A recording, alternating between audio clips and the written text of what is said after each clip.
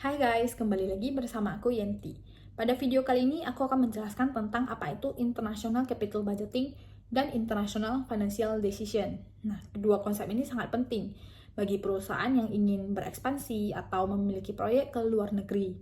Nah, mari kita bahas. Jadi, International Capital Budgeting itu adalah proses di mana perusahaan menilai investasi jangka panjangnya itu apakah layak atau tidak untuk dijalankan.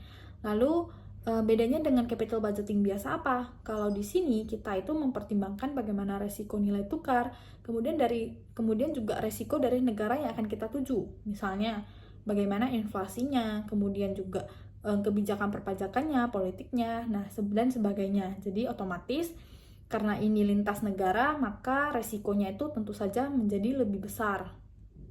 Lalu bagaimana caranya? Nah, langkah-langkahnya ada di sini. Kemudian misalnya nih, proyeknya itu layak untuk dijalankan. Nah, selanjutnya kita harus mempertimbangkan nih, bagaimana pembiayaan yang akan kita lakukan supaya bisa meminimalkan biaya modal dan resiko nilai tukar seefisien mungkin.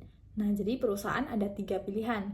Yang pertama, dananya itu dari negara asal. Nah, jadi misalnya perusahaan induk yang mendanai proyek tersebut. Atau yang kedua, pinjam di negara proyek. Nah, jadi misalnya perusahaan Indonesia ingin mendirikan perusahaan di Vietnam. Nah, dananya bisa pinjam di negara Vietnam saja. Atau yang ketiga, pinjam dari negara ketiga yang memberikan biaya bunga terendah.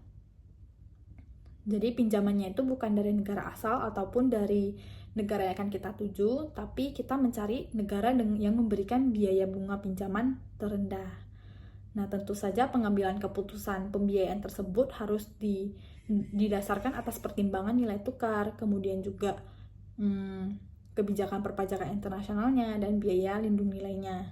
Nah, jadi kalau International Capital Budgeting membantu kita untuk menilai proyek global secara akurat, tapi kalau misalnya International Financial Decision membantu untuk memastikan bahwa pembiayaan yang dilakukan itu sudah secara strategis. Nah, jadi dengan kedua alat ini, perusahaan multinasional bisa menavigasi resiko global dan juga supaya bisa tetap kompetitif di pasar internasionalnya. Nah, sekian penjelasan aku. Apabila kamu punya saran, masukan, pendapat, atau pertanyaan, silahkan drop di kolom komentar. Terima kasih dan semoga bermanfaat.